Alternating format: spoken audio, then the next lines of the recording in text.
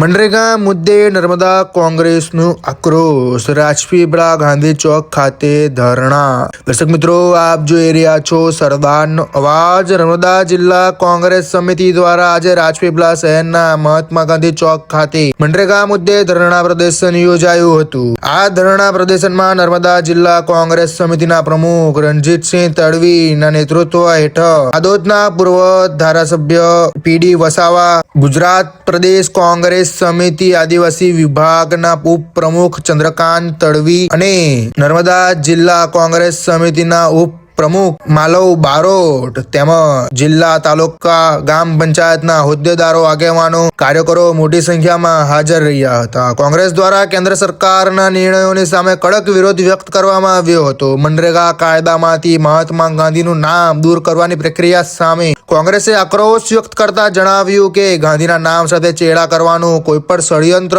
સ્વીકારાય નથી। તે ઉપરાંત મહાત્મા ગાંધી રાષ્ટ્રીય ગ્રામીણ રોજગારી બાંહેધરી કાયદો રદ કરી તેની જવાબદારી રાજ્ય સરકાર પર મૂકવાના પ્રસ્તાવ સામે પણ કોંગ્રેસે વિરોધ નોંધાવ્યો હતો। કોંગ્રેસ આગેવાનોનું કહેવું કે ગ્રામીણ બેરોજગારીનો 100 દિવસની રોજગારી આપવાની જવાબદારી કેન્દ્ર સરકારની છે અને તેમાંથી પીછેહટ એ ગ્રામીણ જનતા સાથે વિશ્વાસઘાત સમાન છે। આવો સાંભળીએ ગુજરાત પ્રદેશ કોંગ્રેસ સમિતિ આદિવાસી વિભાગના ઉપપ્રમુખ ચંદ્રકાંત તડવી શું કહે છે। કેન્દ્ર સરકારે એક ખરડો પસાર કર્યો છે। એ મનરેગા જે હાલના તબક્કે એક રોજગાર ગેરંટી યોજના ચાલી રહી છે, એનું નામ બદલી અને વીબીજી રામજી કરવાના છે। અને વીબીજી રામજી કરવા પાછળનો કોઈ હેતુ ખરેખર સમજાતો નથી।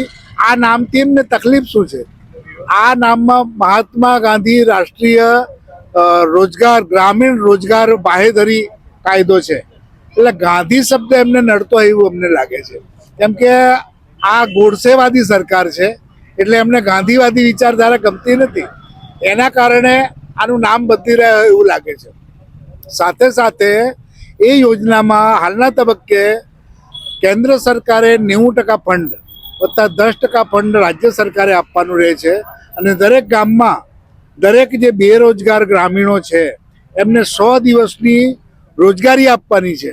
એના પ્રમાણમાં હાલના તબક્કે 283 રૂપિયા એક દિવસના ગુણ્યા 100 બરાબર 28,300 રૂપિયા એ લોકોને દર વર્ષે આપવાના થાય। તો ગામની અંદર 300 માણસો બેરોજગાર હોય તો એ ફંડ આખું ગામને એટલે 300 માણસોને આટલો ફંડ મળે અને એ લોકો વ્યવસ્થિત જીવી શકે। આ જે સ્કીમ હતી અને એનો જે કામગીરી જે કરાવવાની છે, ગામના વિકાસને લગતી કામગીરી કરાવવાનો પાવર, સત્તા એ સરપંચ પાસે હતી। સરપંચ નક્કી કરે। હાલના તબક્કે આ કાયદામાં સુધારો કરી આ લોકો કેન્દ્ર સરકાર પાસે આનો કેન્દ્ર નક્કી કરશે બજેટ અને કયા કામો કરવા એ પણ કેન્દ્ર નક્કી કરશે। જ્યારે હાલના તબક્કે સરપંચ પાસે પાવર છે, છીનવાઈ જશે। જેથી કરીને હાલમાં જે કૌભાંડો થઈ રહ્યા છે એ કૌભાંડો કરવા માટેની એક યોજના નવી બનાવી રહી હોય સરકાર એવું લાગે છે।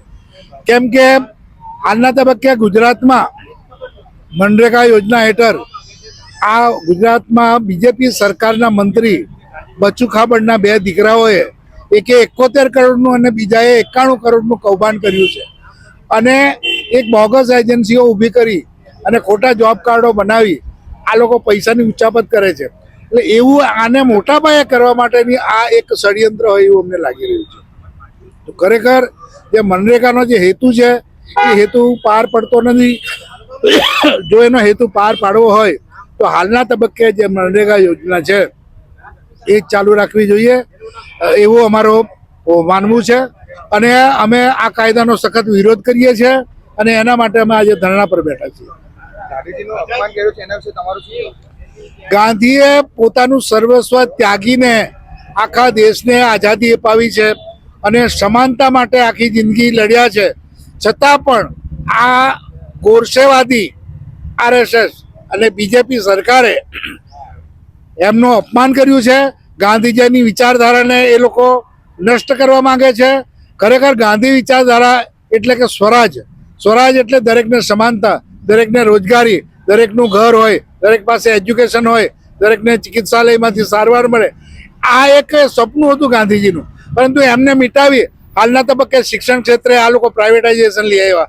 ગુજરાતની 5,000 સ્કૂલો બંધ કરી, ગુજરાતની મોટી મોટી હોસ્પિટલો મોટી મોટી કંપનીઓને આપી દેવામાં આવી, જેથી કરીને ત્યાં પણ પ્રાઇવેટાઇઝેશન, શિક્ષણમાં પ્રાઇવેટાઇઝેશન, ચિકિત્સાલયમાં પ્રાઇવેટાઇઝેશન, રોજગારીમાં પ્રાઇવેટાઇઝેશન, એવિએશનમાં પ્રાઇવેટાઇઝેશન, રેલવેમાં પ્રાઇવેટાઇઝેશન, PSUમાં પ્રાઇવેટાઇઝેશન. આ દેશ વેચવા નીકળી છે આ સરકાર. હાલના તબક્કે લોકોને જે રોજગારી મળી રહી છે એ રોજગારી ખતમ કરી નાખી છે અને લોકોને 5 કિલો અનાજની દયા ઉપર, કેન્દ્ર સરકારની દયા ઉપર જીવતા કરી દીધા છે. એટલે અમને આની સામે વિરોધ છે. જે યોજના છે એ મનરેગા જ રહેવા દો. આવો સાંભળીએ નાદોદના પૂર્વ ધારાસભ્ય PD વસાવા શું કહે છે. લોકસભામાં ભાજપ સરકારે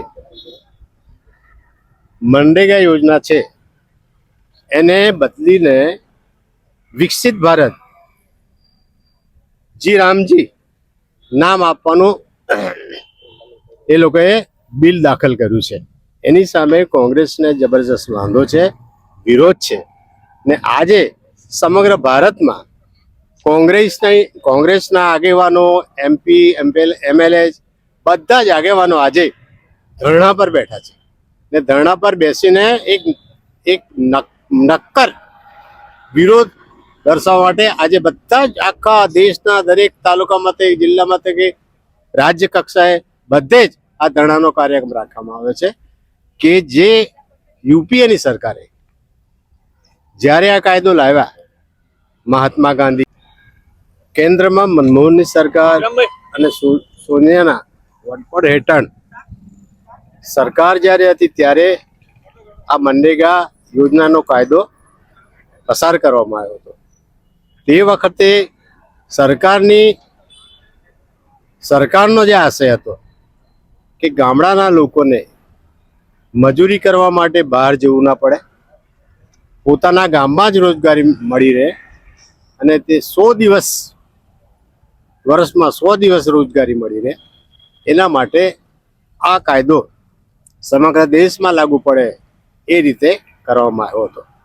આ સરકારને એવું છે કે કોંગ્રેસે જે યોજના બનાવી હોય, જે નામો આપ્યા એને બદલીને બીજા નામો આપવાની એક અમને તો આદત જેવી પડી ગઈ છે. જે મનરેગા યોજનામાં